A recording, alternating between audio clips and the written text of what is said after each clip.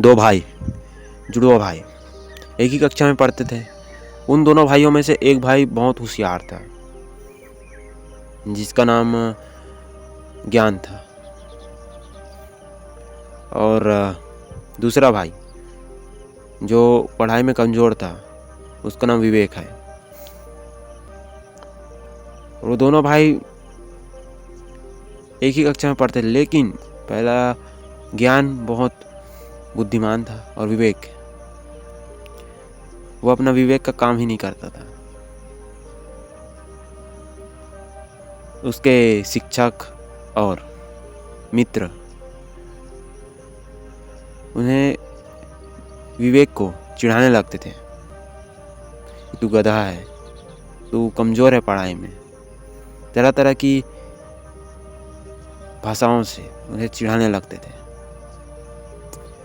तो कुछ दिनों बाद उस विवेक और ज्ञान के घर में एक मेहमान आए। वो व्यक्ति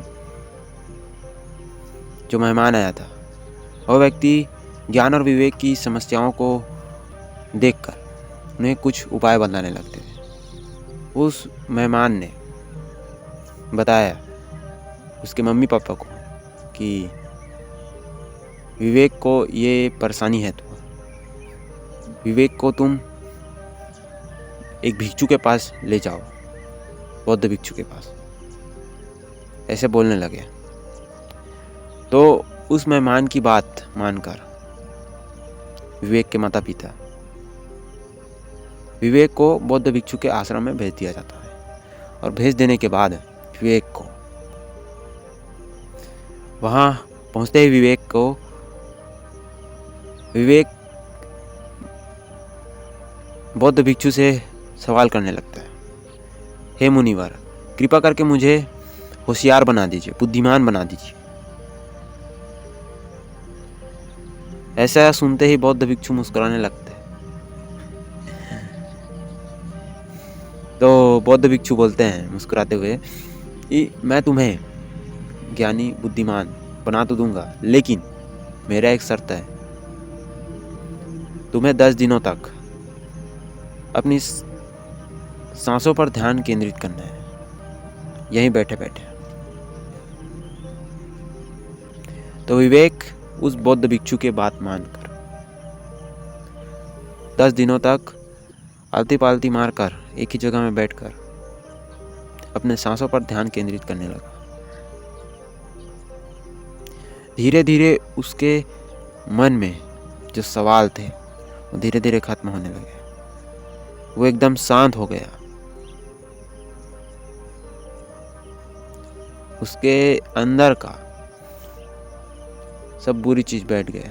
जैसे पानी में पत्थर मारते हैं नदी तालाब में, तो वहाँ का जो सतह पर जो जमा रहता है मिट्टी धूल, वो उड़ा था, अब वो धीरे धीरे शांत होकर बैठ गया। इसी तरह विवेक का मन में जो सवाल था, घृणा था, ईर्ष्या था, सब बैठ गए। बस वो शांत था। वहाँ से उसका 10 दिन होने के बाद उसे वहाँ से जाने का मन नहीं हुआ।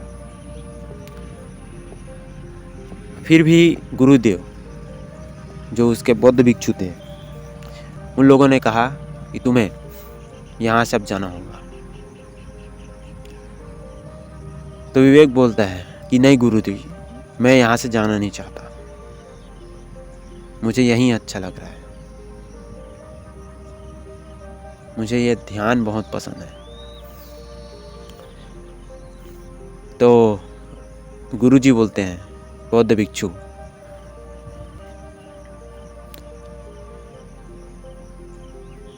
जाओ, तुम यहाँ से जा सकते हो और तुम्हें ध्यान ही करना है। तुम्हें रोज प्रातःकाल सुबह उठकर अपने घर में शांत जगह पर जाकर ध्यान कर सकते हो और तुम अपने जीवन का भरपूर आनंद ले सकते हो वर्तमान में रहकर। और तुम्हें जिसकी तलाश थी बुद्धिमानी का, वो तुम्हारे शांत मन से, निर्मल मन से तुम्हें मिल जाएगा। तुम्हें अपनी समस्याएं साफ साफ नज़र आने लगेगी जब तुम रोज़ सुबह प्रातःकाल 4 बजे से 6 बजे तक के बीच में ध्यान करोगे। तो तुम्हारा मन दिन भर के लिए शांत हो जाएगा और तुम्हें अपनी समस्याएं साफ साफ नज़र आने लगेगी। तो विवेक घर आता है गुरुजी की बात मानकर, और घर आने के बाद विवेक सुबह सुबह उठता है, 4 बजे उठता है और 6 बजे तक ध्यान में लीन रहता है। और फिर वो स्कूल जाता है, और स्कूल में जाते ही उसका चेहरा जो एकदम शांत निर्मल, एक चमक थी उसके चेहरे में विवेक का। और जब भी गुरुजी उसके शिक्षक कुछ सवाल पूछते उससे, तो वो आसानी से उसका जवाब दे देता था, क्योंकि उसका मन शांत था, जो कि पहले नहीं था। उसके मन में बहुत सारे सवाल थे और दूसरों के प्रति जलन, ईर्ष्या, द्वेष की भावनाएं थी। अब उसका मन एकदम शांत है।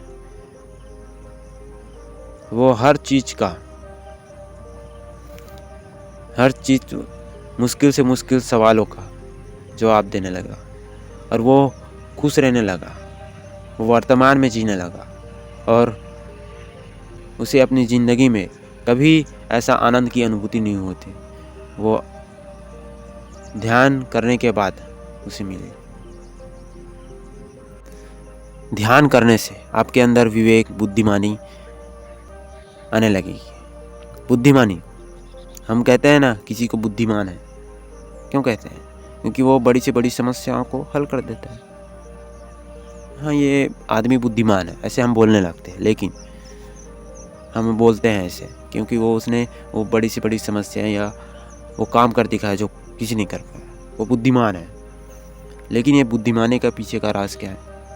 राज ये है शांत मन का शांत होना ज़रूरी है, तभी वो साफ साफ अपनी सामने खड़ी समस्याओं को देख सके। जब मन शांत होगा तो देखेगा, और देखकर वो उस पर एक्शन लेगा, काम करेगा, उसे सॉल्व करने की कोशिश करेगा, तभी वो इस दुनिया के नज़रों में बुद्धिमान बन पाएगा। तो ध्यान करने से होता है, एकाग्रता से होता है। जब आप ध्यान करोगे, अपनी सांसों पर ध्यान केंद्रित करोगे, मेडिटेशन करोगे, तो तुम पाओगे कि तुम्हारे अंदर के जितने भी ईर्ष्या, द्वेष, जलन, अब इसके कारण जो सोचते हो दिन भर, आप तनाव में रहते हो रोज, तो जब आप ध्यान करोगे, ये सब एक साफ पानी में पत्थर मारने से वह पानी मैला हो जाता है, लेकिन कुछ क्षण बाद वो मैला पानी साफ हो जाता है। क्यों? क्योंकि जो मैल उठी थी उस पत्थर मारने से, वो मैल धीरे धीरे बैठने लगता है सतह पर, फिर हमें साफ साफ नज़र आने लगता है पानी। तो इसी प्रकार जब हम ध्यान करेंगे तो हमारे अंदर जो तनाव है, तनाव के कारण उठा जो चिंता, जो हम दिन भर सोचते रहते हैं, जिसके कारण जो हमारे सामने जो समस्या है उसे देख नहीं पाते, वो हम साफ साफ देखने लगते हैं।